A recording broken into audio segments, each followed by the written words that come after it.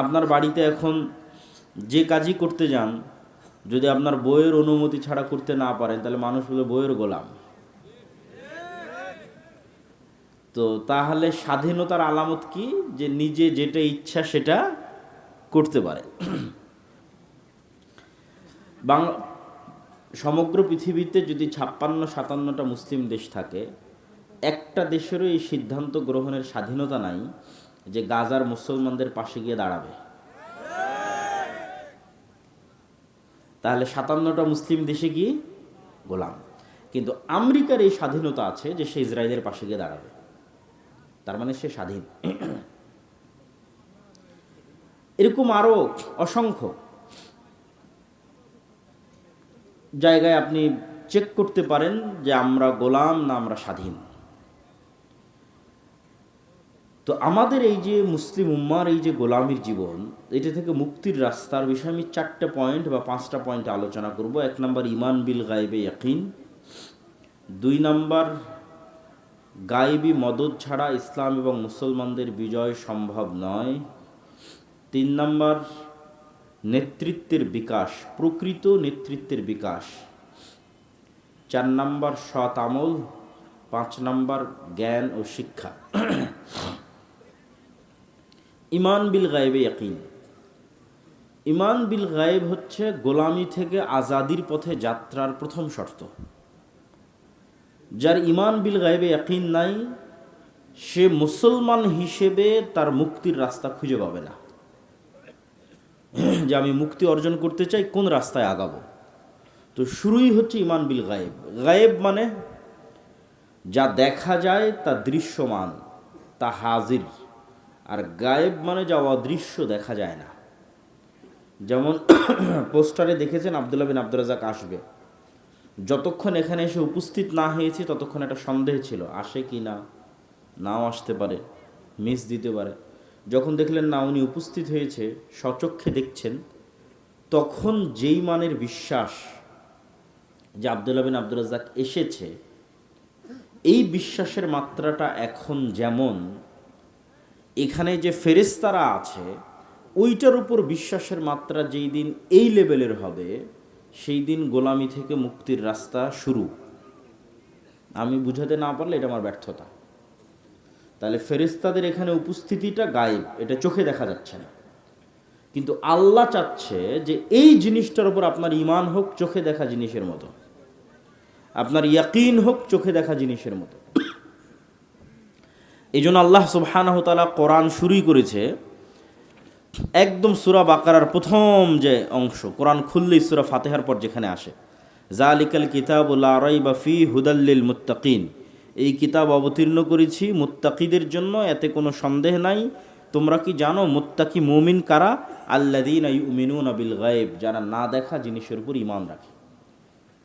কেমন লেভেলের ঈমান রাখে? ওইটারই শেষ লাইন ওই পৃষ্ঠার, ওয়াবিল আখিরাতি হুম ইউকিনুন, ইয়াকিনের লেভেলে ঈমান রাখে। আমি আসার আগ পর্যন্ত আপনাদের এক লেভেলের ঈমান ছিল যে আব্দুল্লাহ বিন আব্দুর রাজ্জাক আসবে, আর এখন চোখে দেখার পর এটা ইয়াকিন। তাহলে গায়েবের উপর ইয়াকিনের লেভেলে ঈমান রাখে। গায়েবের উপর যতক্ষণ ইয়াকিনের লেভেলে ঈমান না হবে ততক্ষণ মুক্তির কোনো রাস্তা নাই। এই জন্য আল্লাহ সুবহানাহু ওয়া তাআলা যত নবী রাসূল পৃথিবীতে পাঠিয়েছেন, তারা যেহেতু উম্মতের রাহবার হবে, এই জন্য তাদের সর্বোচ্চ লেভেলের ঈমান লাগবে। তো তাদের সর্বোচ্চ লেভেলের ঈমান দেওয়ার জন্য আল্লাহ তাদের জন্য গায়েবকে উন্মোচন করে দিয়েছিলেন। বহু নবী রাসূলের ক্ষেত্রে গায়েব উন্মোচন করা আছে। যেমন আমাদের নবী মুহাম্মদ সাল্লাল্লাহু আলাইহি ওয়াসাল্লামের ক্ষেত্রে আল্লাহ কোরআনে বলেন, সুবহানাল্লাযী আসরা বিআবদিহি লাইলাম মিনাল মাসজিদিল হারাম ইলাল মাসজিদিল আকসা আল্লাযী বারাকনা হাওলাহু লিনুরিয়াহু মিন আয়াতিনা।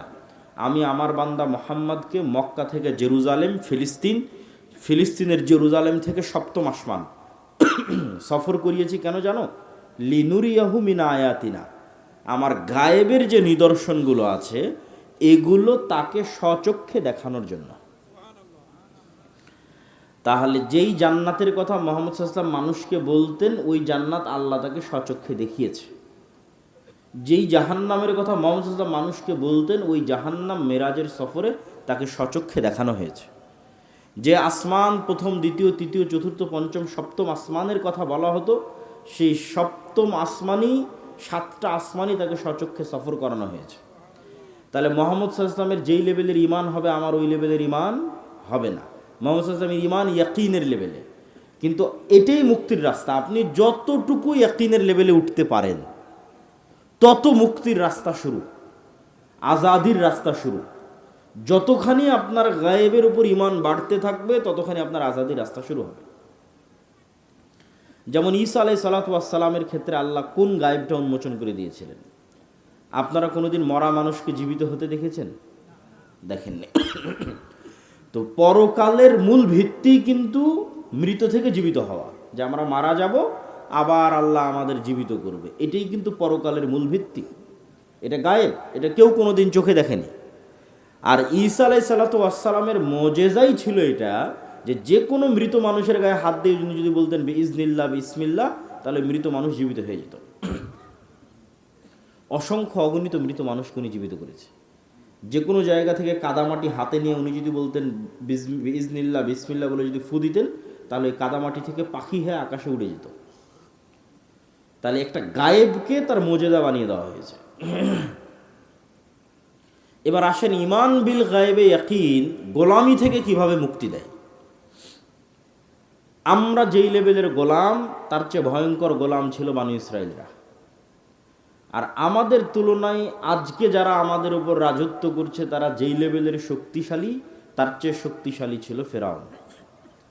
আরও স্পষ্ট করে বললে, মূসা আলাইহিস সালাম আমাদের চেয়ে দুর্বল। আমরা আজকে ধরেন, আজকে গাজার মানুষ ইসরায়েলের তুলনায় যা দুর্বল, ওয়াল্লাহে আল্লাহর কসম করে বলছি, ওয়াল্লাহে আল্লাহর কসম করে বলছি, মূসা আলাইহিস সালাম এবং বানু ইসরাইল ফেরাউনের তুলনায় তার চেয়ে বেশি দুর্বল ছিল। কয়েক শত গুণ, কয়েক হাজার গুণ বেশি দুর্বল ছিল। তাহলে মূসা আলাইহিস সালাতু ওয়াস সালাম গোলাম বানু ইসরাইলকে কিভাবে স্বাধীনতা দিলেন, কোন রাস্তায়? ওই রাস্তায় উম্মতে মুহাম্মাদির স্বাধীনতা নিহিত আছে। আর এই জন্যই আল্লাহ সুবহানাহু তাআলা এই কোরআন অবতীর্ণ করা হয়েছে মুহাম্মদ সাল্লাল্লাহু আলাইহি ওয়াসাল্লামের উপর। আর কোরআন পরিপূর্ণ হয়ে আছে বানু ইসরাইলের ঘটনায়, মূসার ফেরাউনের ঘটনায়। তাহলে কোরআন অবতীর্ণ হলো আমাদের উপর, আর গল্প বলা আছে কাদের? মূসা, ফেরাউন আর বানু ইসরাইলের। কেন? আমরাও একদিন বানু ইসরাইলের মতো গোলাম হব, এটা মুহাম্মদ সাল্লাল্লাহু আলাইহি ওয়াসাল্লাম জানতেন, আল্লাহ জানতেন। রাসূল সাল্লাল্লাহু আলাইহি ওয়াসাল্লাম হাদিসে বলে গেছেন যে আমার উম্মত বানু ইসরাইলের সাথে মিলে যাবে যেমন এক জুতার পাট আর এক জুতার পাটের সাথে মিলে যায়। তাহলে বানু ইসরাইল যেই লেভেলের গোলামিতে ছিল, উম্মতে মুহাম্মাদও কাছাকাছি ওই লেভেলের গোলামিতে যাবে। তাহলে এখন আমি তো বলেছি মুক্তির রাস্তা ইমান বিল গায়েবে ইয়াকিন। তো মূসা আলাইহিস সালাতু ওয়াস সালামকে মুক্তির দায়িত্ব দেওয়া হচ্ছে। তো মূসা আলাইহিস সালাতু ওয়াস সালামের গোলামি থেকে মুক্তির নেতৃত্ব দেওয়ার জন্য তার ইমান বিল গায়েবে ইয়াকিন লাগবে। আল্লাহ মূসা আলাইহিস সালামকে বললেন, মূসা তোমার হাতে কি? তো আমার হাতে লাঠি, ছাড়ো তো, ছাড়লে সাপ হয়ে গেল। আল্লাহ মূসা আলাইহিস সালামকে বললেন না যে আমি জান্নাত বা আসমান থেকে একটা স্পেশাল লাঠি এনেছি, এই স্পেশাল লাঠি তোমাকে গিফট হিসেবে দিচ্ছি, উপহার হিসেবে দিচ্ছি, হাদিয়া হিসেবে দিচ্ছি, এটা ছাড়লে সাপ হয়। যদি আল্লাহ জান্নাত এবং আসমান থেকে স্পেশাল লাঠি দিতেন, এটা সাপ হতেই পারে। কিন্তু যেই লাঠি মূসা আলাইহিস সালাম ব্যবহার করে আসতেছে, ধরেন আপনি এই মোবাইলটা 5 বছর থেকে ব্যবহার করে আসতেছেন, আপনার নিজের ব্যবহার করা মোবাইল আপনার সামনে সাপ হয়ে যাচ্ছে। জাদুকররা যেই লাঠি এবং যেই দড়ি ছেড়েছিল, সেগুলো সাপ হয়েছিল। হাজার হাজার জাদুকরকে জমা করেছিল ফেরাউন। তো তাদের লাঠি সাপ হওয়ার পরেও, তাদের দড়ি সাপ হওয়ার পরেও তারা আল্লাহর সামনে সিজদায় পড়ে গেছিল। তার কারণ হচ্ছে, আজকেও যদি আপনি কোনো পার্কে যান, তাহলে আপনাকে 3D অ্যানিমেশন দিয়ে এবং উন্নত প্রযুক্তির ফটোগ্রাফি দিয়ে এবং উন্নত প্রযুক্তির চশমা দিয়ে এমনভাবে ডাইনোসর এবং সাপ দেখানো সম্ভব যেন স্ক্রিন থেকে বের হয়ে এসে আপনাকে ছোবল মারতেছে। আপনি তখন ভয় পেয়ে যাবেন। যে আরে সত্যি তো মানে সাপ এসে আমাকে ছোবল মারতেছে। তো আজকে যেমন 3D প্রযুক্তি দিয়ে সাপের মতো আকৃতি বানিয়ে আপনাকে ভয় দেখানো যাচ্ছে, এই রকমই কোনো জাদুকরী প্রযুক্তি ব্যবহার করে তারা চোখের সামনে দড়ি এবং লাঠিগুলোকে সাপ বানিয়ে দিয়েছিল, কোনো জাদুকরী প্রযুক্তি ব্যবহার করে। কিন্তু এই টিভি স্ক্রিন থেকে 3D অ্যানিমেশনের সাপ যেমন বাস্তব সাপ নয়, জাদুকরদের ওই দড়ি আর লাঠিগুলো বাস্তব সাপ ছিল না। আর মুসা আলাইহিস সালামের লাঠিটা যখন সাপ হয়ে গেছে, তখন আপনাদের বাড়িতে, বিলে, পুকুরে, নদীতে আল্লাহর সৃষ্টি করা যে আস্ত জ্যান্ত সাপ আছে, ওই আস্ত জ্যান্ত সাপে রূপান্তরিত হয়ে গেছে, যেটা আজকের এই আধুনিক বিজ্ঞানও সম্ভব নয়। যে আজকের আধুনিক বিজ্ঞানেও আমি বিজ্ঞান দিয়ে এই টিস্যুটাকে এখন আস্ত জীবন্ত জ্যান্ত সাপে বানিয়ে দেবো, এটা সম্ভব না। এটাকে ডিজাইন করে 3D করে চেঞ্জ করে মানুষের চোখের সামনে সাপ হিসেবে দেখাইতে পারে, স্ক্রিনে, চশমায়। কিন্তু আস্ত এটা সাপ হয়ে যাবে, যে সাপ পুকুরে ঘুরতেছে, এটা বিজ্ঞানের পক্ষে সম্ভব নয়, এটা জাদুর পক্ষে সম্ভব নয়। কিন্তু মুসা আলাইহিস সালামের যেটা হয়ে গেছে ওটা বাস্তব আস্ত, এই জন্য জাদুকরেরা সব সিজদায় পড়ে গেছে। তো মুসা আলাইহিস সালাম যখন এই দৃশ্য দেখলেন, তখন উনি একটা বাক্যের উপর ঈমান আনলেন, যে বাক্যটা ঈমান বিল গায়েবে, ইয়াকিন থাকলে ঈমান আনা সম্ভব, না থাকলে সম্ভব নয়। সেই বাক্য হচ্ছে লা হাওলা ওয়ালা কুওয়াতা ইল্লা বিল্লাহ। মুসা আলাইহিস সালাম যখন এই দৃশ্য দেখলেন, দেখে ওনার অন্তরে এই বিশ্বাস তৈরি হলো যে আল্লাহর শক্তির তুলনায় ফেরাউনের শক্তি অনেক কম। না, আল্লাহর শক্তির তুলনায় ফেরাউনের শক্তি দুর্বল। জি না, আল্লাহ অনেক বেশি শক্তিশালী, ফেরাউন একটু কম শক্তিশালী না। মুসা আলাইহিস সালামের অন্তরে এই বিশ্বাস তৈরি হলো যে আল্লাহর শক্তির সামনে ফেরাউনের শক্তি সমান জিরো। বলেন আল্লাহু আকবার। এটা এই বাক্যের অর্থ, লা হাওলা ওয়ালা কুওয়াতা ইল্লা বিল্লাহ। এই বাক্যের অর্থ হচ্ছে এটা। এই লেভেলের যতক্ষণ ঈমান না উঠবে, ততক্ষণ গোলামি থেকে মুক্তি হবে না। মুসা আলাইহিস সালামের পক্ষে ফেরাউনকে পরাজিত করা তো বহু দূরের কথা, ফেরাউনের সামনে গিয়ে দাঁড়াবে এটা অসম্ভব, এটা পৃথিবীর হিস্ট্রিতে অসম্ভব। কেন? আপনাকে উদাহরণ দিলে বুঝবেন। ধরেন আপনার এই রংপুর, মিঠাপুকুর, পীরগঞ্জ, এখানকার একটা কৃষকের ছেলে, যার বয়স 25 বা 30 বছর, আবু সাইদদের মতো, তাকে আমি বলছি তুমি যাও, আমেরিকার প্রেসিডেন্ট ডোনাল্ড ট্রাম্পকে তোমাকে দাওয়াত দিতে হবে। এমতো অবস্থায় এই কৃষকের ছেলেকে আমি বলছি, যখন সে আমেরিকার আদালত থেকে মৃত্যুদণ্ডপ্রাপ্ত আসামি হওয়ার কারণে পলাতক, পালিয়ে নিজের এলাকায় না, পালিয়ে ভিন্ন কোনো শহরে, ধরেন দিল্লিতে, করাচিতে, দুবাইয়ে, তো অনেক পলাতক আসামি তো আলিশান আছে, কিন্তু এই পলাতক ব্যক্তি মানুষের বাড়িতে কাজ করে খাচ্ছে। তো যেই মুহূর্তে ও পলাতক অবস্থায় ভিন্ন শহরে মানুষের বাড়িতে কাজ করে খাচ্ছে, সেই মুহূর্তে তাকে বলা হচ্ছে তুমি যাও আমেরিকায়, যেখানে গেলে তার ফাঁসি হবে, গিয়ে ওই আমেরিকার বাদশাকে গিয়ে তুমি দাওয়াত দাও। শুধু কি তাই? এতটুকু কি অমিল? না, আরও একটা অমিল আছে। আপনাদের অন্তত ন্যাশনালিটি আছে, পাসপোর্ট আছে, আইডি কার্ড আছে, আশেপাশের পাড়া প্রতিবেশী, পরিচিত আত্মীয় স্বজন আছে। মুসা আলাইহিস সালাম এমন গোলাম জাতির সদস্য, এমন গোলাম কওমের মেম্বার, যার মা পরিচয় দিতে পারেনি যেটা আমার ছেলে, পরিচয় দিলে ইউযাব্বিহুনা আবনাআকুম ওয়া ইস্তাহইউনা নিসাআকুম ওয়া ফি যালিকুম বালাউম মির রাব্বিকুম আযীম। তাহলে আত্মীয় স্বজন, পাড়া প্রতিবেশী বলে কিছু নাই, সাহায্যকারী বলে কিছু নাই, গোলামই গোলাম। এত নিকৃষ্ট গোলামি পৃথিবীর হিস্ট্রিতে আর হয়নি। তাহলে কেমনে মুসা আলাইহিস সালাম সাহস করবে ফেরাউনের কাছে যেতে? মুসা আলাইহিস সালাম তো ফেরাউনের ভয়ে পালিয়েছে, বিজয় বহু পরে। দুনিয়ার কোনো লজিকে এটা সম্ভব নয় যে মুসা আলাইহিস সালাম ফেরাউনের দরবারে গিয়ে তাকে দাওয়াত দিবে। This is impossible. বিজয় বহু পরে। এই অসম্ভবকে সম্ভব করে দিল শুধু একটা মাত্র চাবিকাঠি, যে আল্লাহর শক্তির সামনে ফেরাউনের শক্তি জিরো। এইটার ওপর ইমান, ইমান বিল গায়েবে ইয়াকিন, গায়েব দেখা।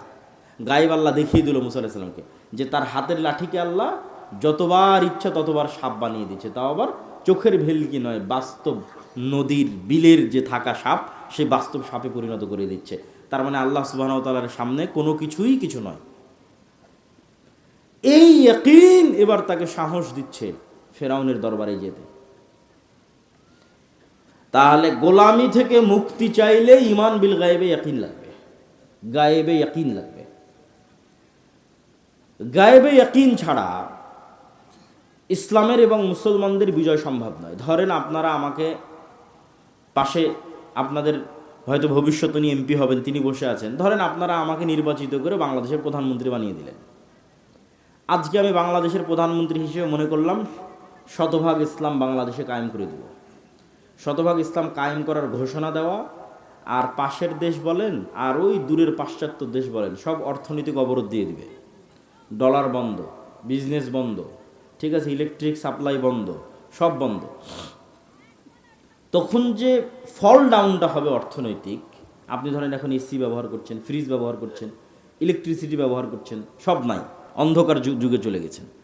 তাহলে এক সপ্তাহের মধ্যে আপনি বলবেন রাখো তোমার ইসলাম, এই ভাগাও আবদুল্লাহকে, এর চেয়ে সেকুলারিজম ভালো। এটাই বাস্তব।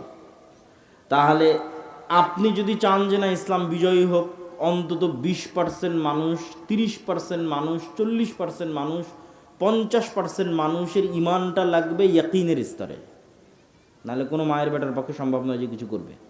মানুষই মেরে তাড়িয়ে দেবে, অথবা যারা বলতেছে আমরা করব ওরা কম্প্রোমাইজ করবে, বাস্তবটা করবে না, ছাড় দিবে। বাস্তবটা করতে চাইলে দেশের মানুষের ইমান বিল গায়বে ইয়াকিন লাগবে।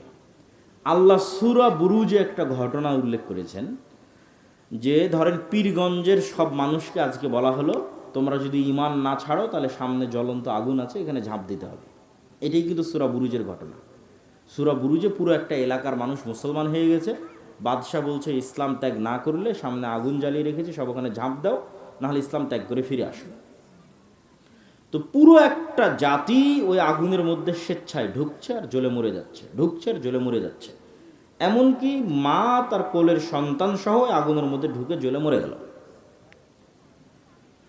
তো ওদের কথা বর্ণনা করতে গিয়ে আল্লাহ কোরআনে বলছে ওয়ামা নাকামু মিনহুম ইল্লা আইয়ুমিনু বিল্লাহিল আজিজিল হামিদ, যে এই যে পুরো একটা এলাকাকে, পুরো পীরগঞ্জকে আগুনের মধ্যে জ্বালিয়ে দেওয়া হলো, এর একটাই কারণ যারা আল্লাহর উপর ঈমান এনেছিল। এটা সূরা বুরুজের ঘটনা।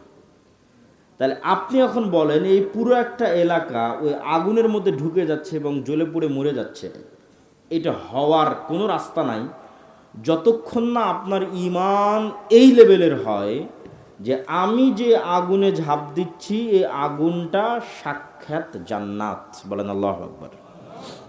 আর আমার বাড়িতে যে এসি আছে, ফ্রিজ আছে, ফ্যান আছে, স্ত্রী পুত্র সন্তান আরাম আয়েশের জীবন আছে, ওইটা সাক্ষাৎ জাহান্নামের আগুন।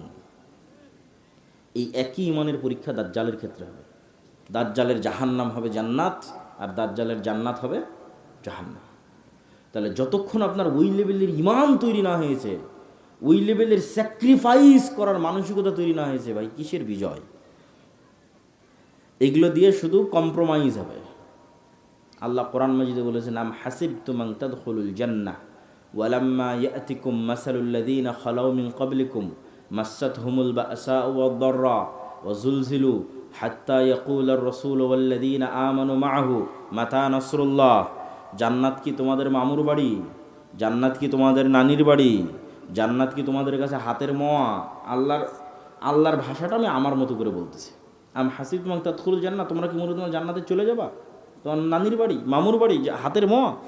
অথচ এখন পর্যন্ত ওই লেভেলের জুলুম তোমরা সহ্য করনি যেই লেভেলের জুলুম তোমাদের পূর্ববর্তীরা সহ্য করেছে। এমন পর্যায়ের জুলুম যে সেই জুলুমে তারা বলতে বাধ্য হয়েছে আল্লাহর নবী আল্লাহর সাহায্য কখন আসবে? ওই জুলুমের মধ্যে তো আমরা যাইনি। আর ওই জুলুম সহ্য করার ক্ষমতা আমাদের আছে? ওই লেভেলের ইমান ছাড়া সহ্যের ক্ষমতা নাই। আপনি বলবেন দরকার নেই। পয়েন্ট নাম্বার 2, ইমান বিল গায়েবে ইয়াকিন ছাড়া মুসলমানদের বিজয় সম্ভব নয়। 1 নম্বর পয়েন্ট বুঝে গেলেন। পয়েন্ট নাম্বার 2, ইসলাম এবং মুসলমানদের বিজয়ের জন্য আল্লাহর সাহায্য জরুরি, ফুল স্টপ। আল্লাহর সাহায্য ছাড়া ইসলাম এবং মুসলমানদের বিজয় অতীতে কোনোদিন হয়নি, ভবিষ্যতে কোনোদিন হবে না। দুনিয়াবি কোনো রাস্তায়, শুধু দুনিয়াবি রাস্তায় আল্লাহর সাহায্য ছাড়া, শুধু দুনিয়াবি রাস্তায় ইসলাম এবং মুসলমানদের বিজয় হয় না, ফুল স্টপ। অতীতেও হয়নি, ভবিষ্যতেও হবে না। তাহলে আপনাকে জানতে হবে আমি যে রাস্তায় আছি এই রাস্তায় আল্লাহর সাহায্য আছে কিনা। যতক্ষণ আপনি আল্লাহর সাহায্য নিশ্চিত না করতে পারবেন ততক্ষণ আপনার দুনিয়াবি উপকার হতে পারে, ইসলাম প্রতিষ্ঠা হবে না, ইসলাম এবং মুসলমানদের উপকার হবে না, আপনার ব্যক্তিগত উপকার হতে পারে ওই পদ্ধতিতে, ওই রাস্তায়। তো আল্লাহর সাহায্য ছাড়া হয় না। দলিল একটা তো মুসা আলাইহিস সালামের ঘটনা আপনারা শুনলেনই। মুসা আলাইহিস সালাম যখন সমুদ্র পার হলেন তখন সিনাই মরুভূমি, এখনও আপনি গুগল ম্যাপে গেলে লোহিত সাগর পার হওয়ার পর ইসরায়েল এবং ফিলিস্তিন মুখে যখন যেতে থাকবেন, গাজা মুখে যখন যেতে থাকবেন, তখন সৌদি আরব, মিশর, ইসরায়েল, ফিলিস্তিন এই 3 দেশের মধ্যে বিশাল মরুভূমি, এখনও মরুভূমি, এর নাম হচ্ছে সিনাই মরুভূমি। এই সিনাই মরুভূমিতে মুসা আলাইহিস সালাম বানু ইসরায়েলদের নিয়ে ঘুরপাক খাচ্ছে। ওখানে তুর পাহাড় আছে, সিনাই মরুভূমি তুর পাহাড়ে, এই তুর পাহাড়ের আশেপাশেই ঘুরপাক খাচ্ছে। তো এদেরকে বলা হলো যে সামনে জেরুজালেম, এই জেরুজালেম তোমাদের বাপদাদার ভিটা, তোমরা যুদ্ধ করে বিজয় করো। কেন বাপদাদার ভিটা? ইব্রাহিমের ছেলে ইসহাক জেরুজালেমে থাকতো, ইসহাকের ছেলে ইয়াকুব জেরুজালেমে থাকতো, ইয়াকুবের ছেলে ইউসুফ এবং তার 11 ভাই এরাও জেরুজালেমে থাকতো, ফিলিস্তিনে। ইউসুফ যখন মিশরে চলে গেল, বাকি 11 ভাই এবং পিতা সহ মাতা সহ সবাই যখন মিশরে চলে গেল, তখন ফিলিস্তিন ছেড়ে দিয়ে এরা মিশরে চলে গেল। মিশরে সরকারের পরিবর্তনের কারণে এরা গোলাম হয়ে গেল, ফেরাউন ক্ষমতায় আসলো, এরা গোলাম। এদের গোলামি চলল 300 বছর, 400 বছর। 300-400 বছর পর এদেরকে গোলামি থেকে মুক্তি দেওয়ার ব্যবস্থা আল্লাহ করতেছে মুসা আর হারুনের মাধ্যমে। এই মুসা আর হারুন ইব্রাহিমেরই সন্তান, ইসহাকেরই সন্তান, ইয়াকুবেরই সন্তান, ইউসুফ এবং তার 11 ভাইয়েরই সন্তান। তাহলে এদের বাপদাদার বাড়ি কোনটা হলো? জেরুজালেম। মিশরে তো ওরা পরে গেছিল। তো আল্লাহ বলছে ঠিক আছে, এখন তোমরা জেরুজালেমে যুদ্ধ করে বিজয় করো। তো বানু ইসরাইল বলছে ইন্না ফিহা কওমান জাব্বারিন, জেরুজালেমে 40 তলা 50 তলা দেহের অধিকারী মানুষের আছে, আর আমরা ওদের সামনে পিঁপড়ার সমপরিমাণ, আমরা কেমনে এদের সাথে যুদ্ধ করি? আমালেকা গোত্র। তো মুসা, তুমি আর তোমার আল্লাহ গিয়ে যুদ্ধ করো, আমরা পারবো না। তখন 2 জন মানুষ যাদের ইমান বিল গায়েবে ইয়াকিন ছিল, তারা বলল আল্লাহ যেহেতু আদেশ করেছে যুদ্ধ করতে, আমরা যদি করি আমরা বিজয়ী হব। ওদের ইয়াকিন ছিল, গায়েবে ইয়াকিন ছিল। তার মধ্যে একজন ইউশা বিন নুন। কিন্তু অধিকাংশ মানুষ যুদ্ধ করতে রাজি না হয়, আল্লাহ তাদের আযাব দিল 40 বছরের, যে মরুভূমির মধ্যে ঘুরপাক খাও 40 বছর। 40 বছরের আযাবের মধ্যে মুসা আলাইহিস সালাম মারা গেল। নতুন নবী হলো ইউশা বিন নুন। ইউশা বিন নুন বানু ইসরায়েলকে বলল ভুল হয়েছে, যুদ্ধ করতে হবে, তওবা করো, চলো যুদ্ধ করি। তওবা ইস্তেগফার করে যুদ্ধ শুরু করলো। যুদ্ধে বিজয় আনতে আর 4-5 ঘন্টা যুদ্ধ করতে হবে, জয় জয় ভাব, কিন্তু এখনও জয় হয়নি। আর এদিকে সূর্য ডুবে যাচ্ছে, সূর্য আর আধা ঘন্টা 1 ঘন্টার মধ্যে ডুবে যাবে। শুক্রবারের দিন বিকেলবেলা, আর শনিবারে মুসা আলাইহিস সালামের দিনে যুদ্ধ নিষিদ্ধ। তাহলে যুদ্ধ আবার শুরু করতে হবে রবিবার। তো ইউশা বিন নুন দেখলেন যে আজকে যদি এক টানে এক ঝটকায় যুদ্ধ শেষ করে বিদায় না হতে পারি, তাহলে এই জয়ের মোমেন্টাম তৈরি করা কঠিন আছে। প্রতিটা জিনিসের একটা মোমেন্টাম থাকে, অতএব যুদ্ধ আজকেই শেষ করতে হবে। তো আজকে যুদ্ধ শেষ করার একটাই রাস্তা আছে, সেটা হচ্ছে সূর্যকে থামিয়ে দিতে হবে। কার মাথার মধ্যে এই বুদ্ধি আসতে পারে যে আজকে আমার যুদ্ধ বিজয়ের জন্য সূর্য থামাতে হবে? তাহলে কোন লেভেলের গায়েবে ইয়াকিন রাখতো ইউশা বিন নুন যে মাথার মধ্যে এই বুদ্ধি কাজ করতেছে যে এখন যুদ্ধ চালাবো, কাকে থামাতে হবে? সূর্যকে। তখন ইউশা বিন নুন আল্লাহকে বলতেছে, সূর্যের দিকে ইশারা করে, আল্লাহ আপনি সূর্য থামিয়ে দেন। তো বান্দার বিশ্বাস যেমন, আল্লাহর সহযোগিতা তেমন। সহিহ বুখারীর হাদিস, পৃথিবীর ইতিহাসে প্রথমবার আল্লাহ সূর্য থামিয়ে দিলেন। আল্লাহু আকবার, প্রথমবার। তাহলে এখানে ইউশা বিন নুন দুনিয়ার শক্তিতে বিজয় হচ্ছে না আল্লাহর সাহায্যে? আল্লাহর সাহায্যে। এই একই জেরুজালেম আবার 200-300 বছর পর দাউদ, সুলাইমান, তলুত তারা বিজয় করতেছে জালুতের বিরুদ্ধে। এটাও কোরআন থেকে বলবো। তো আল্লাহ বলল, তোমরা যদি যুদ্ধ করতে চাও, সামনে যে নদী আছে এই নদী পানি পান না করে পার হতে হবে সাঁতার কেটে। এটা পরীক্ষা। এই পরীক্ষায় যারা পাশ করবে তারা যুদ্ধ করবে। তো পানি পান না করে পার হয়েছে 300 প্লাস মাইনাস সামথিং মানুষ, মাত্র 300। এই 300 মানুষ পার হওয়ার পর দেখছে যে জালুতের লক্ষ বাহিনী। তো লক্ষ বাহিনীর সামনে 300 মানুষ দাঁড়ানোর কোনো রাস্তা আছে? কোরআনের আয়াত। এই 300 মানুষের একদল মানুষ বলছে, কোরআনের আয়াত, লা তাকাতা লানাল ইয়াউমা বিজালুত ওয়া জুনুদি। আরে আজকে কিসের যুদ্ধ হবে? লক্ষাধিক মানুষের সাথে 300 মানুষের আবার যুদ্ধ কিসের? আমাদের তো কোনো শক্তিই নেই, যুদ্ধ সম্ভব নয়। আবার আর একদল মানুষ বলতেছে, তাদের কথাও আল্লাহ কোরআনে তুলে ধরেছে, কাম্মিং ফিয়াতিন কালিলাতিন গালাবাত ফিয়াতান কাসীরাতাম বিইজনিল্লাহ। কত দুর্বল মানুষকে আল্লাহ কত শক্তিশালী মানুষের উপর বিজয় দিয়েছে আল্লাহর সাহায্যে। বলেন আল্লাহু আকবার। তাহলে 300 মানুষও লক্ষ মানুষের উপর বিজয়ী হতে পারে কার সাহায্যে? আল্লাহর সাহায্যে। ওরা যুদ্ধ শুরু করলো, দাউদ আলাইহিস সালাম নিজে হাতে জালুতকে হত্যা করলেন। দলিল নাম্বার 3, এটা শেষ দলিল, যে আল্লাহর সাহায্য ছাড়া বিজয় সম্ভব নয়। মুহাম্মদ সাল্লাল্লাহু আলাইহি ওয়াসাল্লাম বদরে, উহুদে, খন্দকে 3 যুদ্ধেই মুহাম্মদ সাল্লাল্লাহু আলাইহি ওয়াসাল্লামের 300, আবু জাহালের 1000, মুহাম্মদ সাল্লাল্লাহু আলাইহি ওয়াসাল্লামের 700, উহুদে আবু সুফিয়ানের 2000, খন্দকে মুহাম্মদ সাল্লাল্লাহু আলাইহি ওয়াসাল্লামের 700, আবু সুফিয়ানের 10,000। বদর, উহুদে তো মুহাম্মদ সাল্লাল্লাহু আলাইহি ওয়াসাল্লাম দুর্বল ছিলই, কিন্তু খন্দকে অসম্ভব। খন্দকে 10,000 সমান 700, 1000। তার মধ্যে আবার 300-400 মোনাফিক, তার মধ্যে আবার 3টা ইহুদি গোত্র, বানু কোরাইজা, বানু কায়নুকা, বানু নাজির। এরা তলে তলে বাইরের কাফের মুশরিকদের সাথে ওয়াদা দিয়ে রেখেছে, কোনো মতে মোহাম্মদকে ফালাও, আমরা তোমাদের সাথে আছি। তাহলে মুহাম্মদ সাল্লাল্লাহু আলাইহি ওয়াসাল্লাম মাত্র 500-700 মানুষ, আর বাইরে ঘেরাও করে আছে 10,000। বদরে এবং উহুদে একত্রিত হয়েছিল শুধু মক্কার মানুষ, আর খন্দকের দিন একত্রিত হয়েছে পুরো সৌদি আরবে, পুরো আরবে যত গোত্র উপগোত্র আছে সবাই একত্রিত হয়েছে, মদিনাকে মাটির সাথে মিশিয়ে দিতে হবে। মুহাম্মদ সাল্লাল্লাহু আলাইহি ওয়াসাল্লামের জীবনের সবচেয়ে করুণ এবং অসহায় সময় 2টা। তায়েফেও মুহাম্মদ সাল্লাল্লাহু আলাইহি ওয়াসাল্লাম এত অসহায় নয়, 2টা সময় সবচেয়ে অসহায়। একটা খন্দকের যুদ্ধের 1 মাস, আর একটা হচ্ছে আবু তালেবের সাথে শিয়াবে আবু তালেবে গৃহবন্দী অবস্থায় যে 3 বছর মক্কায়। তো মুহাম্মদ সাল্লাল্লাহু আলাইহি ওয়াসাল্লামের জীবনের যত ঘটনা দেখেন, পেটে পাথর বাঁধা, ক্ষুধার যন্ত্রণায়, সাহাবীদের খাবার নাই, এগুলো সব খন্দকের যুদ্ধের ঘটনা। এর চাইতে করুণ ঘটনা মুহাম্মদ সাল্লাল্লাহু আলাইহি ওয়াসাল্লামের লাইফে আর পার হয়নি। তাহলে বদর, উহুদ, খন্দকে মুহাম্মদ সাল্লাল্লাহু আলাইহি ওয়াসাল্লামের কোনো রাস্তা নাই যে দুনিয়াবি লজিকে উনি বিজয়ী হতে পারে। বিজয়ের একমাত্র রাস্তা কার সাহায্য লাগবে? আল্লাহর সাহায্য লাগবে। দিক থেকে শক্তিশালী ছিল, ওটা হচ্ছে হুনাইনের যুদ্ধ। এই যুদ্ধটা হয়েছে মক্কা বিজয়ের পর। তো মক্কা বিজয় করে তো এমনি কনফিডেন্স লেভেল হাই, সাহাবীদের কনফিডেন্স এমনি হাই, যে যেই মক্কা থেকে আমাদের বের করে দেওয়া হয়েছিল সেই মক্কা আজকে আমরা বিজয় করে নিয়েছি। তাহলে তো এমনি আত্মবিশ্বাস টপ লেভেলে। তার উপর আবার যুদ্ধের মাঠে গিয়ে দেখছে 12,000 মুজাহিদ। হুনাইনের যুদ্ধে সাহাবী 12,000।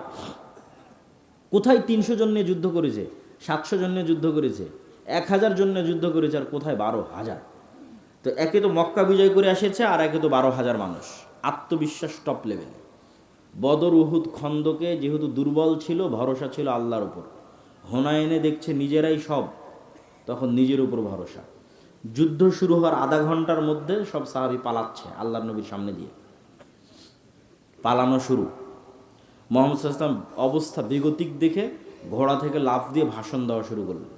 আর ওনার চাচার খুব উঁচু আওয়াজ ছিল, মাইকের মতো। তো চাচা আব্বাসকে ডাক দিয়ে বললেন, আমি যা বলছি আপনি চিল্লিয়ে চিল্লিয়ে মানুষকে বলেন। তাহলে কি বোঝা গেল? মুহাম্মদ সাল্লাল্লাহু আলাইহি ওয়াসাল্লামের জীবদ্দশায় উনি জীবিত থাকতে, উনি যেই যুদ্ধে নিজে স্বয়ং উপস্থিত আছে, সেই যুদ্ধে দুনিয়ার শক্তিতে বিজয় হচ্ছে না। বুঝেন না মানে আমার কথা? দুনিয়ার শক্তিতে পাওয়ারফুল, বিজয় হচ্ছে না। তাহলে নবীর জীবদ্দশায় কার সাহায্য ছাড়া বিজয় হচ্ছে না? দুনিয়ার শক্তি আছে তাও হচ্ছে না। কার সাহায্য লাগতেছে? আল্লাহর সাহায্য। আপনি যদি পারমাণবিক অস্ত্রেরও মালিক হয়ে যান, বিশ্বাস করেন আল্লাহর সাহায্য যদি না থাকে, ইসলাম এবং মুসলমানদের বিজয় সম্ভব নয়। তাহলে ফার্স্ট শর্ত পূরণ করতে হবে কার সাহায্য? আল্লাহর সাহায্য। আল্লাহর সাহায্য দুনিয়াতে কিভাবে আসে, আল্লাহর সাহায্য পৃথিবীতে নেমে নিয়ে আসার টেকনোলজি কী, সিস্টেম কী, পদ্ধতি কী, কোন টেকনোলজি ইউজ করলে আসমানি সহযোগিতা পৃথিবীতে নামে। তার একটা টেকনোলজি হচ্ছে সৎ আমল। সৎ আমলের মধ্যে সবচেয়ে পাওয়ারফুল হচ্ছে সালাত। সালাতের মধ্যে সবচেয়ে পাওয়ারফুল হচ্ছে রাতের সালাত। বুঝেন? তাহলে আসমান থেকে সহযোগিতা দুনিয়াতে নেমে আসবে, তার সবচেয়ে পাওয়ারফুল ওয়ে হচ্ছে রাতের সালাত। বদরের যুদ্ধের আগের দিন মুহাম্মদ সাল্লাল্লাহু আলাইহি ওয়াসাল্লাম এত লম্বা রাতের সালাত, বদরের যুদ্ধের দিন তার তাঁবুর মধ্যে খিমার মধ্যে হাত উঁচু করে এমন দোয়া, চোখের অঝোর ধারা পানি, যে আবু বকর রাদিয়াল্লাহু তাআলা আনহু পর্যন্ত ক্লান্ত হয়ে গেছে যে আরে আপনি তো নবী, আপনার কাছে সবসময় জিবরাইল আসে, আল্লাহ তো আপনাকে বিজয় করবেই, এত লম্বা রাতের সালাতের কি দরকার, এত লম্বা দোয়ার কি দরকার। কিন্তু আপনি নিশ্চিত জেনে রাখেন যে আমি যতটুকু জানি, আপনি যতটুকু জানেন, তার চেয়ে মুহাম্মদ সাল্লাল্লাহু আলাইহি ওয়াসাল্লাম হাজার গুণ বেশি জানে যে আল্লাহর সাহায্য ছাড়া বদরে বিজয় সম্ভব নয়। ঠিক আমার এবং আপনার চেয়ে মুহাম্মদ সাল্লাল্লাহু আলাইহি ওয়াসাল্লাম আরও লক্ষ কোটি গুণ বেশি জানে যে আল্লাহর সাহায্য পৃথিবীতে আনার রাস্তা হচ্ছে সালাত, সালাতের মধ্যে রাতের সালাত। তাহলে এখন সামারি কি, রেজাল্ট কি, যেটা আমি আপনাকে বলতে চাচ্ছি যে নবী মুহাম্মদ পৃথিবীর সর্বশ্রেষ্ঠ নবী হওয়ার পরেও বিজয়ের জন্য রাতের সালাতের মুখাপেক্ষী, লম্বা রাতের সালাতের মুখাপেক্ষী। আর আমি আপনি গুনাহগার হওয়ার পরও, নবী না হওয়ার পরও রাতের সালাত বহু দূরের কথা, 5 ওয়াক্ত সালাত আদায় না করেও শুধু ভোট দিয়ে নাকি ইসলাম বিজয় হয়ে যাবে, সম্ভব নয়। যতক্ষণ মানুষ সালাত আদায় না করেছে ততক্ষণ আল্লাহ বিজয় দিবে না। আর যতক্ষণ আপনার ইমান বিল গায়েবে ইয়াকিন তৈরি না হয়েছে, যতক্ষণ আপনি আল্লাহর সাহায্য আনতে না পেরেছেন, আপনি চিন্তা করলেন যে শুধু দুনিয়ার রাস্তাতেই আমি কৌশল এবং পদ্ধতি অবলম্বন করতে করতে মন্দিরও কয়দিন পর বানিয়ে দেওয়া লাগতে পারে। কয়দিন পর মন্দিরে আপনি মূর্তিও বানিয়ে দিলেন, পূজাতেও অংশগ্রহণ করলেন, ওইটা দিয়ে আপনি আল্লাহ সুবহানাহু ওয়া তাআলার সাহায্য আনতে পারবেন না। ওইটা যখন আপনার মাথার মধ্যে ঢুকে গেছে যে দুনিয়ার রাস্তায় একমাত্র রাস্তা, তখন এই রাস্তায় মানুষ চলে। আর যখন ইমান বিল গায়বে ইয়াকিন থাকবে, আল্লাহর সাহায্য নিয়ে আসার চিন্তা থাকবে, তখন পদ্ধতি হবে ভিন্ন, তখন রাস্তা হবে ভিন্ন। তাহলে আসমান থেকে সহযোগিতা আনতে পারে এরকম টেকনোলজির একটা বড় টেকনোলজি হচ্ছে সালাত।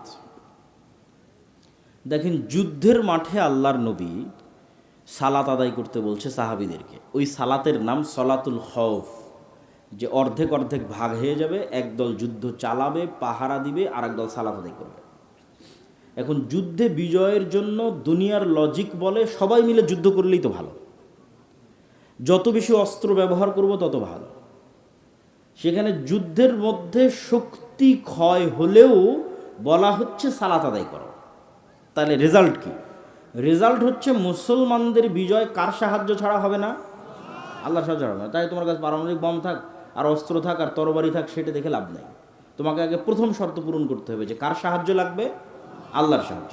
আর আল্লাহর সাহায্য পৃথিবীতে নামিয়ে আনতে পারে একটাই মাধ্যম, সেটা হচ্ছে সালাত। এটা মিস দেওয়া যাবে না। যার সালাত মিস হয়ে গেছে ও আল্লাহর গন্তি থেকে বের হয়ে গেছে, আল্লাহর কাউন্টের মধ্যে নাই। এখন বেনামাজি কোথায় পড়ে মারা গেল, কোথায় তার কি হলো, এটা আল্লাহ সুবহানাহু ওয়া তাআলা দেখবেন না।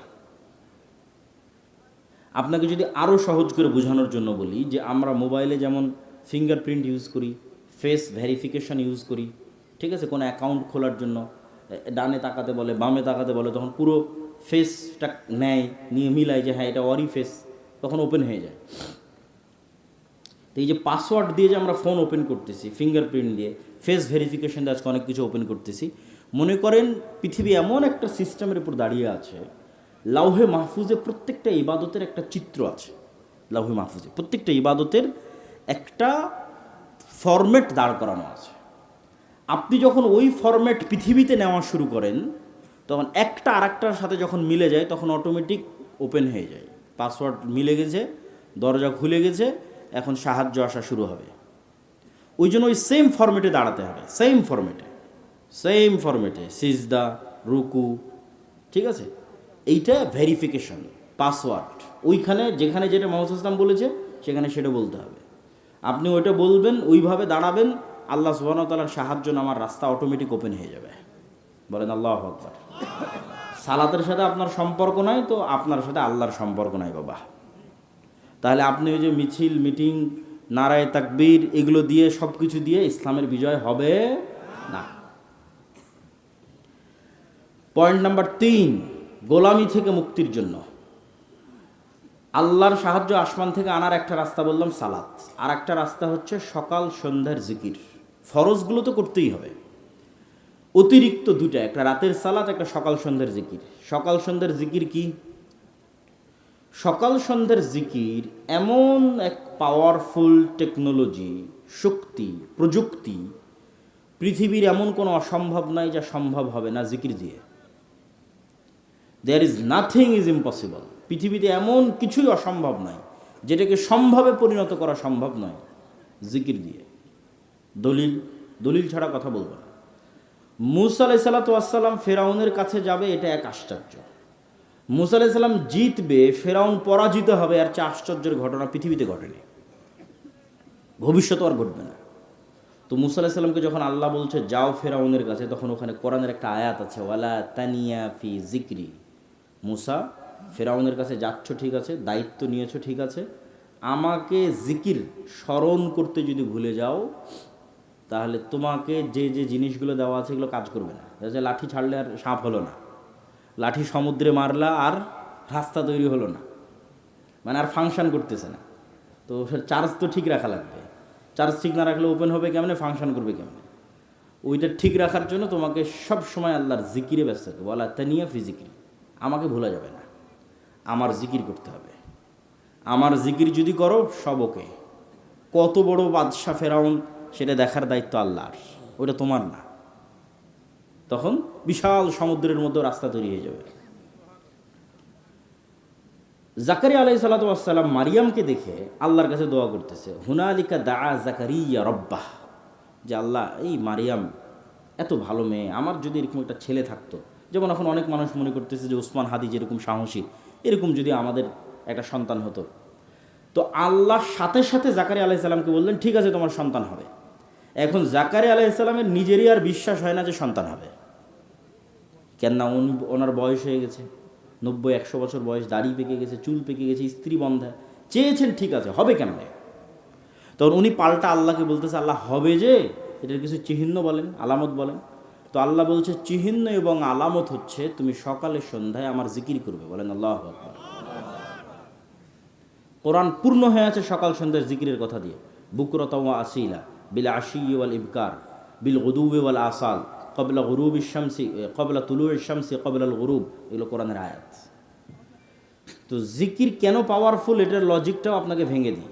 জিকির পাওয়ারফুল কেন বুঝার জন্য বলতেছি।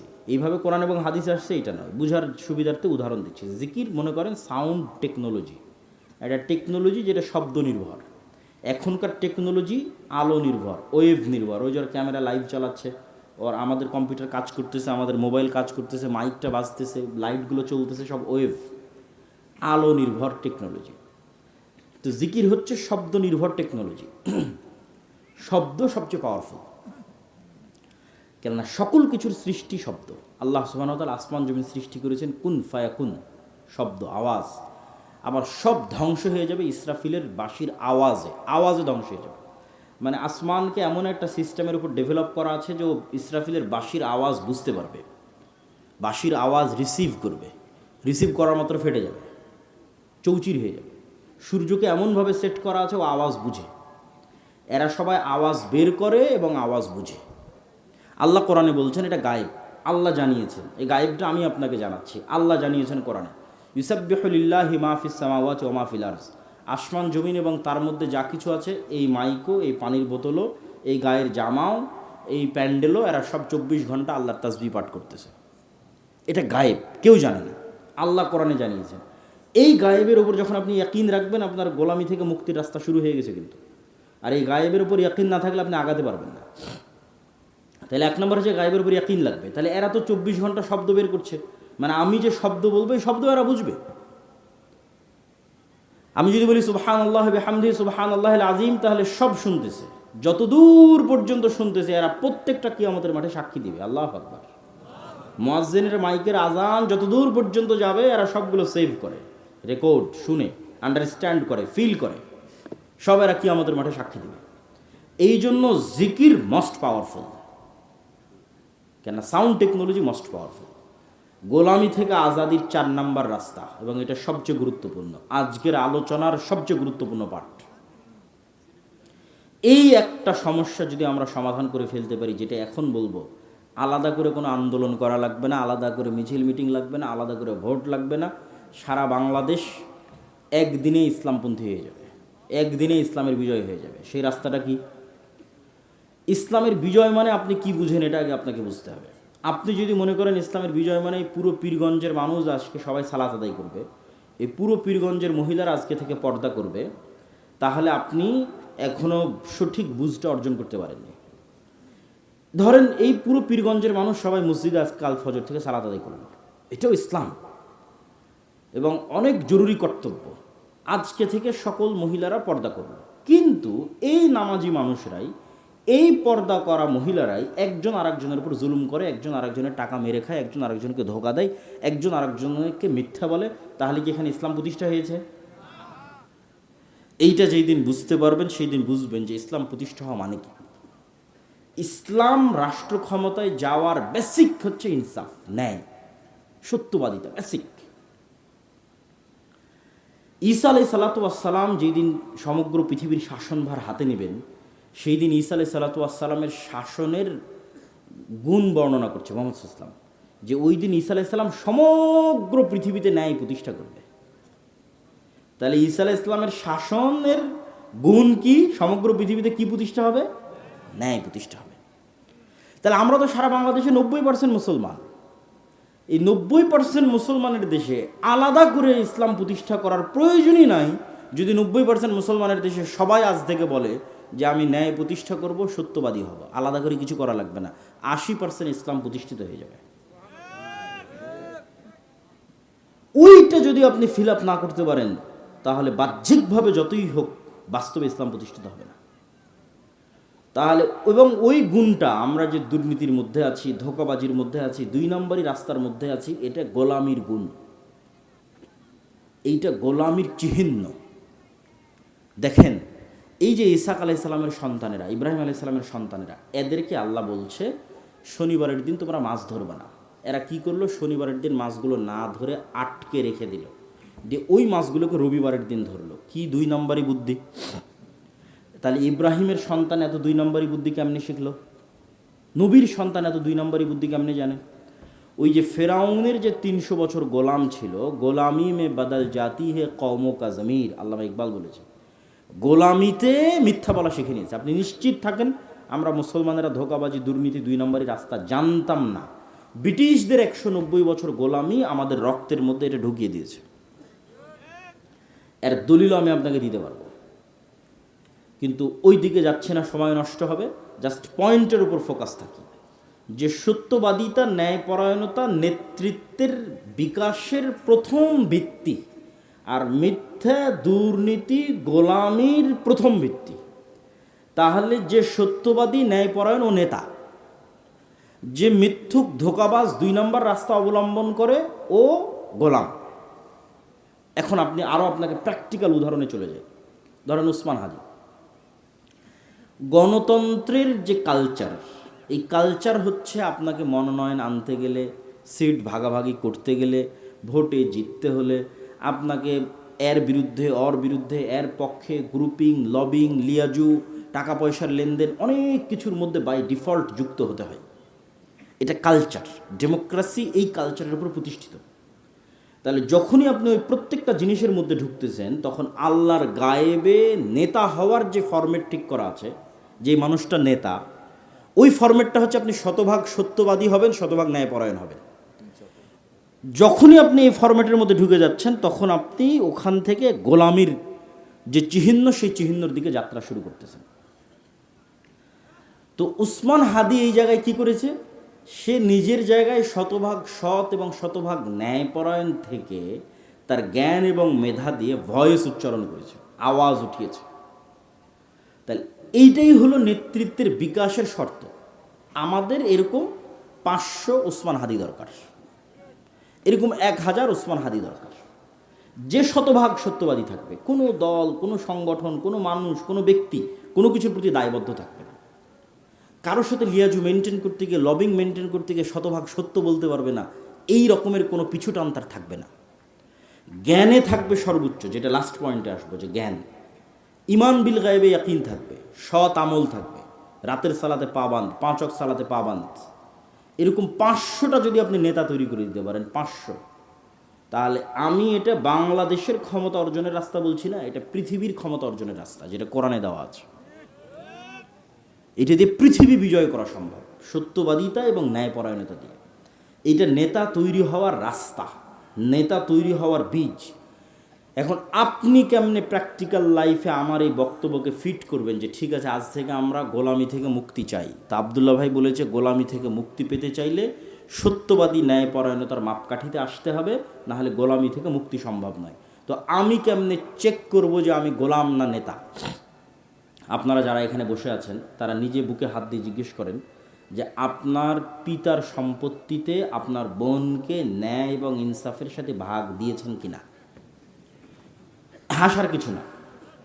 যদি আপনি আপনার পিতার সম্পত্তিতে আপনার বোনকে ন্যায়ের সাথে, ইনসাফের সাথে ভাগ করে দিয়ে থাকেন, তাহলে আপনার মধ্যে নেতৃত্বের ক্রাইটেরিয়া আছে। দুনিয়ার দৃষ্টিতে না, আল্লাহ গায়েবে নেতা হওয়ার যে ক্রাইটেরিয়া নির্ধারণ করেছে ওই ক্রাইটেরিয়া আপনার নেতার গুণ আছে।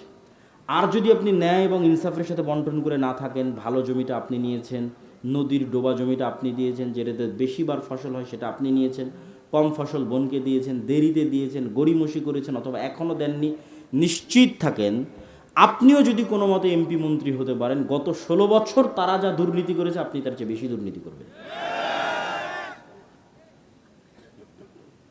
তাহলে এই সিস্টেমে, ধরেন গণতান্ত্রিক সিস্টেমে 300 এমপি আমি নির্বাচিত করে দিলাম, এই 300 এমপি ধরেন কথার কথা, ধরেন আল্লাহ না করুক, ধরেন কথার কথাই 300 এমপি দুর্নীতিগ্রস্ত। তাহলে এই দুর্নীতিগ্রস্ত 300 এমপি আপনাদের দৃষ্টিতে নেতা, আর আল্লাহর লজিকে তারা নেতা না গোলাম? এই জিনিসটা যেই দিন বুঝবেন ওই দিন গোলামের জিঞ্জির ভাঙা শুরু হবে। এই জিনিসটা যেদিন ফিল করবেন না, মেরুদণ্ড বিক্রি করা যাবে না। ওসি, ডিসি, এসপি, মন্ত্রী, মিনিস্টার বা ক্ষমতায় যারা আসে এরা 3 বছরের জন্য, 5 বছরের জন্য, 2 বছরের জন্য। কিন্তু আর্মিতে যে জয়েন করেছে ও তো রিটায়ার্ড না করা পর্যন্ত ওখানেই থাকবে। ওসি, ডিসি, এসপি, মন্ত্রী, মিনিস্টার যে হয়েছে, ওসি, ডিসি, এসপি তারপরে এসিল্যান্ড, সাব রেজিস্ট্রার, এরা তো রিটায়ার্ড না করা পর্যন্ত আছে। তাহলে এই যে এরা তো সব আমাদেরই জনগণ, সাধারণ জনগণ। আর এক দলকে আপনি মিথ্যুক, দুর্নীতিবাজ, উমুক দলেই তুমুক দলেই, সব আমরাই নিজেরাই দুর্নীতিবাজ, আমরা সাধারণ জনগণই তো দুর্নীতিগ্রস্ত। তাহলে এই OC, DC, SP, AC land, sub registrar এদের 50% নামাজি। আমার কথাটা বুঝেন, আমার আইডিয়া যে 50% নামাজি, এদের 70% ওমরা করে, হজ করে, এদের 100% বিভিন্ন মসজিদ, মাদ্রাসা, ইসলামী সম্মেলনের সভাপতি, প্রধান অতিথি, বিশেষ অতিথি, 100%। কিন্তু ওই ওসি, ওই ডিসি, ওই এসপি, ওই এসিল্যান্ড, ওই সাব রেজিস্ট্রার যখন তার চেয়ারে বসতেছে তখন সে আমানতের খেয়ানত করতেছে। তাহলে এখন তার মধ্যে ইমান ঢুকেছে, সে কি বুঝলো ইসলাম কি? এইটাই তো আমরা বুঝাইতে পারলাম না ইসলাম কি। মুহাম্মদ সাল্লাল্লাহু আলাইহি ওয়াসাল্লামকে আল্লাহ সুবহানাহু ওয়া তাআলা নামাজ শিখালো 53 বছর বয়সে। মক্কা থেকে হিজরত করারও 2 বছর পর সালাত, সিয়াম, হজ, যাকাত শেখানো হয়েছে। বয়স তখন 53-52 বছর বয়স। তাহলে এই 13 বছর 10 বছর কি শিখালো আল্লাহ? এই 13 বছর 10 বছর প্রকৃত ইমানদার বানিয়েছে। এক কালবের মধ্যে লা ইমানা লিমান লা আমানাতা লাহু, এক কালবের মধ্যে আল্লাহর উপর ইমান আবার মিথ্যা ধোঁকাবাজি 2 নাম্বারই থাকতে পারে না, এটা আল্লাহর নবীর হাদিস। তাহলে যে কালবে ইমান আছে দাবি করছে, বাহ্যিক 5 ওয়াক্ত সালাত দিয়ে দেখাচ্ছে আমি মুসলমান, হজ এবং ওমরা করে দেখাচ্ছে আমি মুসলমান, কিন্তু ওর চেয়ারে যখন বসতেছে তখন ন্যায় করতে পারতেছে না, দুর্নীতি করতেছে, 2 নম্বরই রাস্তা অবলম্বন করতেছে, ধোঁকাবাজি করতেছে, মিথ্যা বলতেছে, ওয়াল্লাহে আল্লাহর কসম, আল্লাহর নবীর হাদিস অনুযায়ী সে মুনাফিক। ইজা হাদ্দাসা কাযাবা ওয়া ইজা ওয়া'আদা আখলাফা ওয়া ইজা তুমিনা খানা। কথা বললে মিথ্যা বলে, ওয়াদা করলে ভঙ্গ করে, যে দায়িত্ব দেওয়া হয়েছে আমানতের খেয়ানত করে। তাহলে পুরো দেশ একদিনে 80% ইসলাম বাস্তবায়ন হয়ে যাবে। দেশের AC OC land sub registrar এরা তো কেউ হিন্দু নয়, সব তো মুসলমান, সব তো আমরাই, সব তো আপনাদের সন্তান, আপনারাই। তাহলে পুরো দেশে একদিনে 80% ইসলাম বাস্তবায়ন হয়ে যাবে যদি আমরা বলি আমার মেরুদণ্ড, আমার মেধা, আমার মাথা, আমার সিদ্ধান্ত টাকার কাছে বিক্রি করব না, 2 নম্বরই রাস্তা অবলম্বন করব না। যেটা সৎ, যেটা ন্যায়, যেটা সত্য, সেটা যদি আমার দলের বিরুদ্ধেও যায় তবুও বলবো, শেষ। সেটা যদি আমার নেতার বিরুদ্ধেও যায় তবুও বলবো। এই একটা মূল মানদণ্ডে আমাদের ভবিষ্যৎ প্রজন্মকে গড়ে তুলতে হবে। আমাদের ভবিষ্যৎ প্রজন্ম যারা বসে আছে তাদের শপথ নিতে হবে যে আমরা কিছুই না শিখতে পারি, অন্তত ওসমান হাদির কাছে এইটা অন্তত শিখি যে আমাদের মেরুদণ্ড বিক্রি করা যাবে না, পৃথিবীর যেখানেই থাকি না কেন, যে অবস্থাতেই থাকি না কেন। এটা হলো নেতা হওয়ার শর্ত, রাস্তা, 4 নম্বর পয়েন্ট, যেটা দিয়ে বক্তব্যের শেষের দিকে চলে যাব। তার আগে মধ্যেখানে একটু বিরতি নিই। সেই বিরতি হচ্ছে আজকে আপনাদের সামনে এখানে এসেছি, এই সম্পর্কটা যদি একদিনের সম্পর্ক হয় এই সম্পর্কের ভ্যালু নাই। সম্পর্কটা যদি স্থায়ী পার্মানেন্ট হয় ভ্যালু আছে। পার্মানেন্ট হবে কিভাবে? ওই যে আপনার আগের বক্তা, আমার আগের বক্তা বলে গেল মক্তব। আমরা মাদ্রাসা দিয়ে 2% ছেলে মেয়েকে দিন শেখাতে পারবো, আর মসজিদে মক্তব করে 100% মুসলমানের সন্তানকে দিন শেখানো যাবে। তাহলে 100% মুসলমানের সন্তানকে দিন শেখানোর একটাই রাস্তা, মসজিদে শিক্ষা ব্যবস্থা তৈরি করা, শিক্ষাকে সর্বোচ্চ গুরুত্ব দেওয়া। আপনি জালসা করে টাকা তুলে এসি কিনছেন, টাইলস কিনতেছেন, ওই এসি ওই টাইলস বাজারে বিক্রি করে দিয়ে মক্তবের শিক্ষকের বেতনের ব্যবস্থা করেন। আর আমরা মক্তবের সিলেবাস তৈরি করেছি, ট্রেনিং দিচ্ছি, প্রায় 700 অধিক মসজিদের মক্তবের শিক্ষক আমাদের কাছে ট্রেনিং নিয়েছে। এবার এনটিভিতে আমাদের মক্তবের উপর জাতীয় প্রতিযোগিতা রমজান মাসে আয়োজিত হতে যাচ্ছে। এটাতে কোনো খরচ নাই, আপনার ইমাম সাহেব যাবে, যাতায়াত খরচ আমাদের, থাকবে খাবে, থাকা খাওয়া খরচ আমাদের। তাকে ট্রেনিং দিয়ে আমাদের সিলেবাস বুঝিয়ে দিয়ে আপনার মসজিদে পাঠাবো, সে আপনার সন্তানকে এই দিন, এই আদর্শ, এই আকীদা, এই কোরআন শিক্ষা দেবে। এটাতে আমরা প্রজন্ম তৈরি করব, সৎ ন্যায়পরায়ণ আমানতদার প্রজন্ম তৈরি করাই হচ্ছে ইসলামের বিজয়। এটা আমাদের বুঝতে হবে। 2 নম্বর হচ্ছে আমরা যে পত্রিকা মাসিক আল ইতিসাম, প্রতি মাসে আমি অন্তত 3টে লেখা লিখি মাসিক আল ইতিসামে। এত ব্যস্ততার মতো সম্পাদকীয় লিখি, মিন্নাতুল বাড়ি লিখি, স্বাভাবিক একটা প্রবন্ধ লিখি। এটা আপনাদের আজকের একদিনের 100 বাদামের দামের চাইতেও, বা 100 বাদামের যা দাম তার মতো।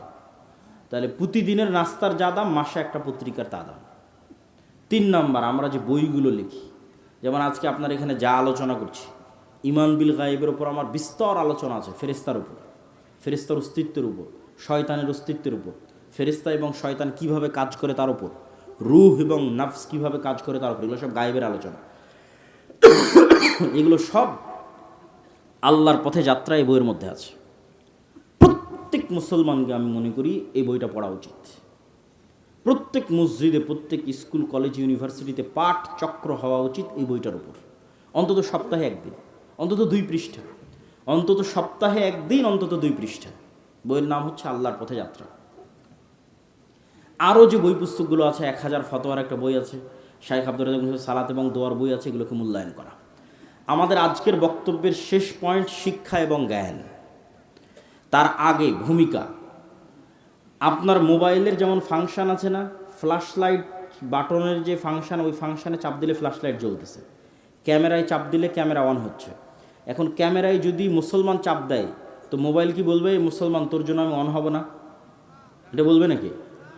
মোবাইলকে যেই ফাংশনের উপর ডেভেলপ করা আছে, মুসলমান ইউজ করলেও কাজ করবে, হিন্দু, বৌদ্ধ, ইহুদি, খ্রিস্টান ইউজ করলেও কাজ করবে।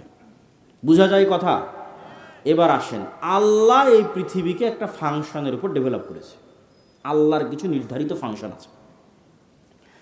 তো সেই ফাংশনের একটা ফাংশন হচ্ছে আল্লাহ ক্ষমতা, এই যে ক্ষমতা, এটার বাটন দিয়ে দিয়েছে জ্ঞানের কাছে। ক্ষমতা অর্জিত হবে, এটার বাটন কোন বাটন চাপলে অর্জিত হবে? একটু বলেন না যে কোন বাটন? জ্ঞান। একটু জোরে বলেন, কোন বাটন? জ্ঞান।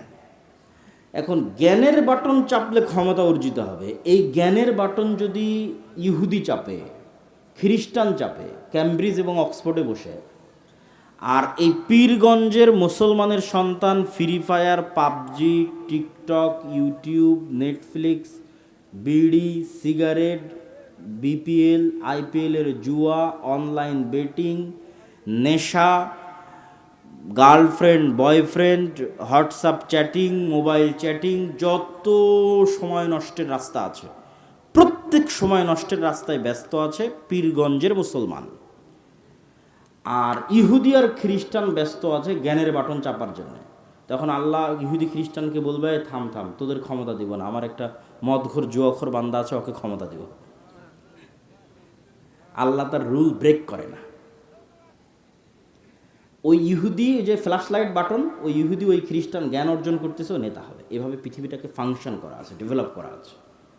আর ওই নেশাখোর, মদঘর, জুয়াখোর মুসলমানের সন্তান, পীরগঞ্জের সন্তান, এরা সব গোলাম হবে, গোলাম। এদের বয়স যখন 30-35 বছর হবে, গোলামের আর একটা আলামত হচ্ছে এরা প্রবাসীকে কামলা খাটবে।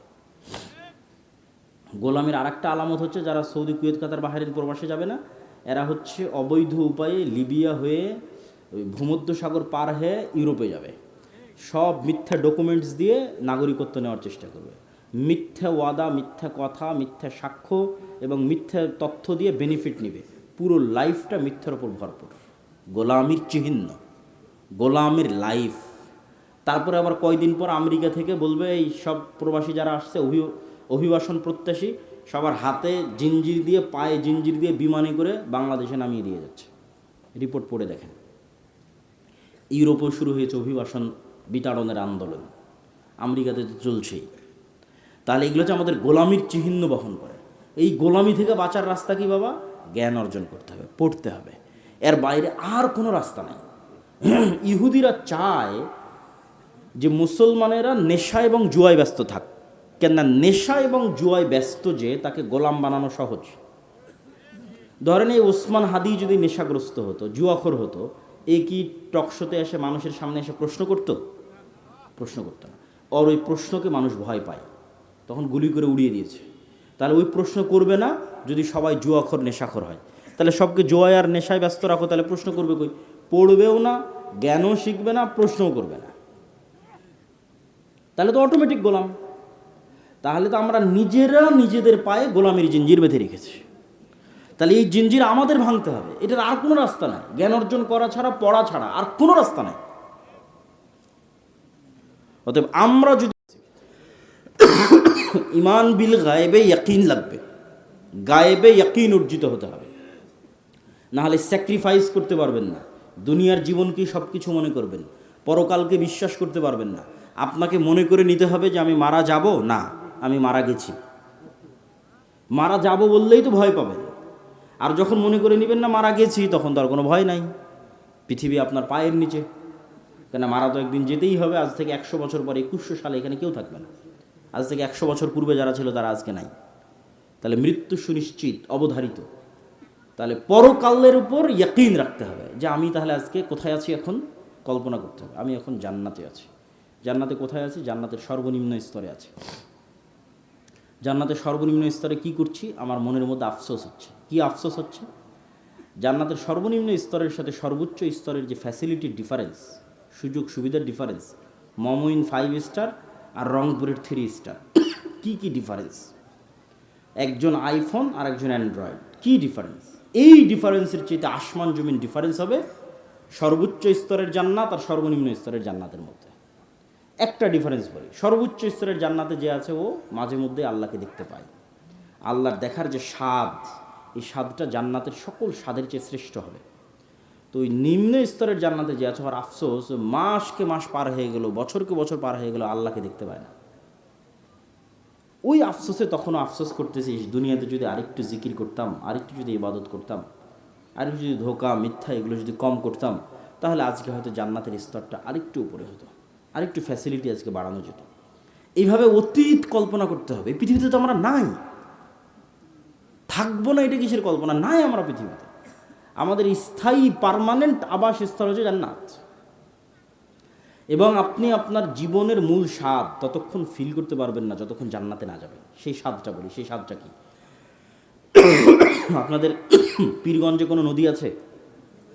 নদীর নাম কি? আখিরা। তো ধরেন আপনি ছোটোবেলায় আখিরা নদীতে অনেক ডুব দিয়েছেন, মাছ ধরেছেন, ছেলেবেলায় বন্ধু বান্ধব নিয়ে গল্প করেছেন, ঘোরাফেরা করেছেন। তো এখন লাইফ তো এটাই, যদি পার্মানেন্টলি স্থায়ীভাবে সময় স্থির হয়ে যেত, আর মারা যেতাম না, আমার বাপ মা, আমার ভাই বোন, তাদের সহ এই পীরগঞ্জে আমার এলাকায় একটা আরামের বিশাল বাড়ি নিয়ে আমি আছি, সকালবেলা উঠে একটু মাছ ধরতে যাই, একটু গোসল করি, খেলাধুলা করি, পার্মানেন্ট স্থায়ী। এখন আমিও মারা গেলাম, আমার বাপ মাও মারা গেল, সবাই মারা গেল, এদের সাথে আর জীবনে দেখাই হলো না। এই জীবনের কোনো মানে আছে? এই জীবনের কোনো মানে নাই। আপনি যদি জান্নাতে যান, আপনার ফুল ফ্যামিলি যদি জান্নাতে যায়, তখনই একমাত্র এই সুযোগ সুবিধাটা আপনি ইউজ করতে পারবেন যে আমরা সবাই জান্নাতে, চলো মন চাচ্ছে পীরগঞ্জে ঘুরে যাই, একটু আখিরা নদীতে একটু গোসল করে আসি, একটু গল্প করে আসি, পার্মানেন্টলি স্থায়ী। এটাই লাইফ। ওই লাইফকে বলা হয়েছে প্রকৃত জীবন। ওই প্রকৃত জীবনের জন্য আপনাকে কাজ করতে হবে দুনিয়াতে। তাহলে আপনার গায়েবে ইয়াকিন লাগবে। এই প্রত্যেকটা জিনিসকে আপনি যতটা দৃশ্যমান দেখতে পাবেন, যতটা বিশ্বাস এটার উপর বাড়াতে পারবেন, তত আপনি সঠিক সিদ্ধান্ত নেবেন। 2 নাম্বার কি? আল্লাহর সাহায্য ছাড়া ইসলামের বিজয় হয়? তাহলে আল্লাহর সাহায্য কিভাবে পৃথিবীতে নেমে আসে, এটা আপনাকে জানতে হবে। তার একটা পয়েন্ট আমরা বলেছি সৎ আমল। সৎ আমলের মধ্যে ফরজগুলো আগে, 2 নম্বরে রাতের সালাত আর জিকির, সকাল সন্ধ্যের জিকির। সন্ধ্যা মানে কিন্তু মাগরিবের পর নয়, সন্ধ্যা মানে সূর্য ডুবার আগে, মাগরিবের আগে। রাসূল সাল্লাল্লাহু আলাইহি ওয়াসাল্লাম বলেছে শুক্রবারের দিন এমন একটা সময় আছে, ওই সময়ে মানুষ যা বলবে তাই সে পেয়ে যাবে। তো একদল আলেম বলছে শুক্রবারের এই দিনটা হচ্ছে ইমাম সাহেব বক্তব্য দেওয়া শুরু করা থেকে নিয়ে বক্তব্য শেষ করা পর্যন্ত, আজান থেকে কিয়ামত পর্যন্ত। আর একদল আলেম বলছে এই সময়টা সূর্য ডোবার আগে, আসরের পরে, শুক্রবারের দিন। এটা হলো জিকিরের সময়। 3 নম্বর পয়েন্ট কি বললাম? 3 নম্বর পয়েন্ট বলেছি নেতা তৈরি হয় সত্যবাদিতা, ন্যায়পরায়ণতা দিয়ে। আপনি নিজেই নেতা হয়ে যেতে পারবেন। আজ থেকে সিদ্ধান্ত নেন আমি মিথ্যা বলবো না।